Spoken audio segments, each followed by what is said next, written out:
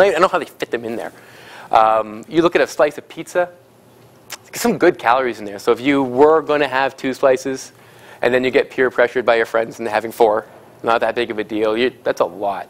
And then the other area kills me all the time, salads. Who buys salads at restaurants? May as well order the pizza. Because I just had a salad the other day, great, fantastic, pecans on it, cheese on it, 1,200 calories I had for lunch at a salad. Are you kidding me? Like 1,200 calories. Very easy to do this. It is impossible, not like virtually impossible or kind of impossible or probably impossible to raise your resting metabolic rate by even 1,000 calories above normal without putting on an unbelievable amount of weight. And even then, I don't know if you're going to be able to do it. To give you an idea, a 150-pound person, you're running about 30K to increase your energy expenditure by 2,000 calories. So if you overeat by 2,000 calories on a regular basis, you're running 30K on a regular basis. Not training to run for 30K. You have to run 30K just to make that happen. So intake versus expenditure, you've heard it said before, but now you know the reason behind it. You cannot outrun a bad diet. Can't happen. Metabolism and weight is commonly stated that metabolism is associated with weight. The thing you need to know is an increased metabolic rate is a side effect of gaining weight. Period. Side effect. You gain weight, your metabolism is going to go up. Using that term metabolism again, whoop-de-doo, it's not helping you come back down again. Metabolism and weight, the relationship there is the heavier you are, the more calories you burn, doing just about everything that involves moving your body. This here, this quick little bit of math, is the one thing that's probably the bane of every single runner's existence. If you run because you enjoy it, or if it's your sport, good for you. I actually applaud you. I think it's amazing. If you are running to lose weight, oh, things are stacked against you. Because what happens is the lighter you get, the less calories you burn. So if you're going to do a 5K walk or run, and you're a 200-pounder, you just burnt off that Tim Hortons chocolate chip muffin. Good for you. You know, for some reason you're a lot smaller and you're a 100-pound person, that you didn't get that effect. So you have to run farther, run a longer period of time spent running. So you get this situation where as you lose weight, you're required to do more and more activity. So you know when people talk about how they dieted down, and they just had to do more and more cardio. It was like their metabolism had stalled and they were in the gym for hours when they used to be in it for 40 minutes. It's this reason. And the same thing is when you stop your diet, I love when people stop their diet, and they gained all the weight back. Well, it's because the 20 minutes of cardio you used to do to maintain yourself as a 180-pound person is not going to cut it to maintain yourself at a 140-pound person unless you're doing more. And it's just the simple physics. This is not your metabolism messing around with you. It's just moving a weight across a distance. We're amazing complex machines on the inside, but the same rules apply to us as they do everything else in terms of physics. If you're moving something, it's going to cost you energy. Okay, thermic effect of food, my favorite. This one is extremely, extremely popular. You get a good ad campaign with a good slug about the thermic effect of food, big title. You can beat out Paris Hilton or Lindsay Lohan for advertising space on the cover of a magazine. That's how important this stuff is. Truth is, it does cost some calories to digest food. Absolutely true. I'm not going to argue with this. The important thing here to remember is just like there's no negative calorie foods, this will never be more than the amount of calories you consumed. It's always about 10 or 15%. It's always based on a mixed meal.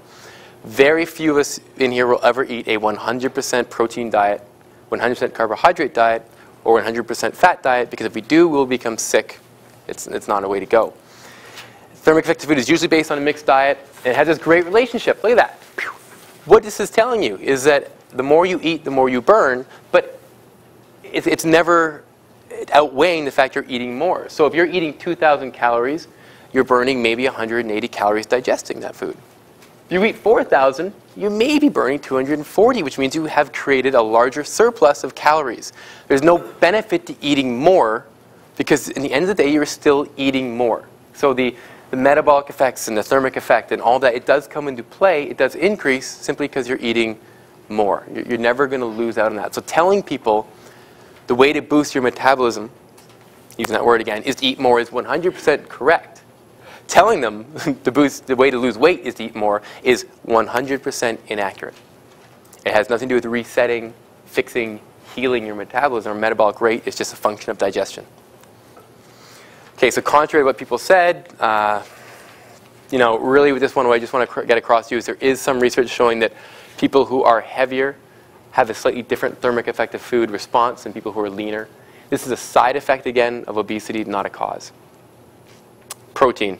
Everybody loves protein. It is right now, right this time, it is the one food you can do no wrong. And this is cyclical. Protein used to be the enemy. Back in Kellogg's day, the Kellogg brothers, inventors of Special K and all our favorite breakfast cereals, back in their day, protein was evil. Protein was the cause of cancer, the cause of obesity, cause of digestion problems. We just cycle through which one is our favorite. Right now, protein's the favorite child. Truth. We take two diets.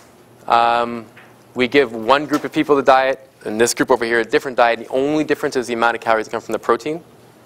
The people eating the higher protein actually have a 40% higher thermic effect of food than people eating the low protein.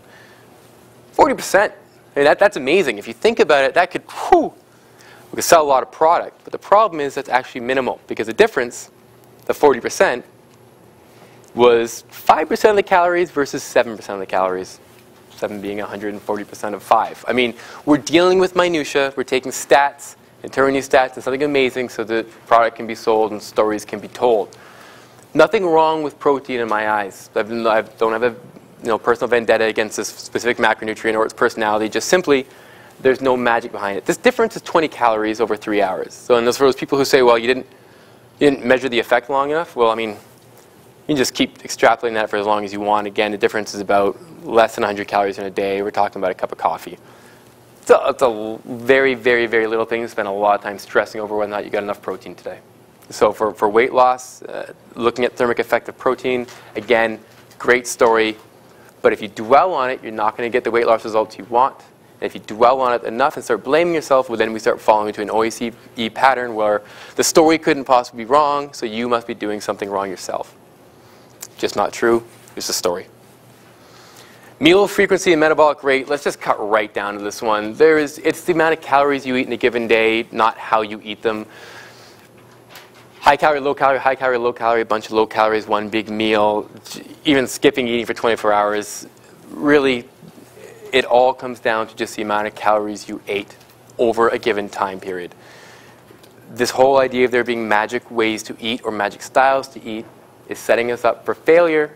And then, of course, can't be the diet, must be you, blame yourself. We've gone through this over and over. Breakfast energy expenditure right now, let's just do this. No. Breakfast energy expenditure. Breakfast is any other meal a day. If I get up at 9 and eat breakfast right away, and Craig Ballantyne gets up at 5 and doesn't eat breakfast till 9, did one of us do it wrong? It's really just playing around with writing to your individual person in your magazine, assuming everybody's the same. When is breakfast if you're a shift worker? Why would it have a special effect? I mean, your body doesn't actually turn off when you're sleeping. It keeps going. It just keeps running. You know, we work on a 24-hour clock, and we go to sleep, and we wake up, and every day at 7 a.m. is brand new to us. To our body, it's just an ongoing process. But breakfast is not that special. If you like eating breakfast, by all means, nothing wrong with eating breakfast. But don't think that by making sure you eat a big, giant, healthy breakfast every day, you're going to get the weight loss results you want. Overeating and metabolism, just the whole idea of eating more to burn more, I cannot stress enough, this is setting yourself up for colossal failure. It just is not going to happen. If you overeat people, overfeed people for a long period of time, they will all gain weight. Their metabolisms will all increase. And they will increase exactly the way we'd expect they would increase based on the weight they gain. So you're getting a beneficial effect of an increased metabolic rate, and all you have to do to get that, put on 20 pounds of fat. Perfect, right? So the whole story, the whole idea behind overeating metabolism, again, is just playing with scientific stats and figures and trying to apply them to the rest of us in a quick magazine blurb. Again, it's not helping. Bottom line, increased metabolic rate, just a side effect of gaining weight.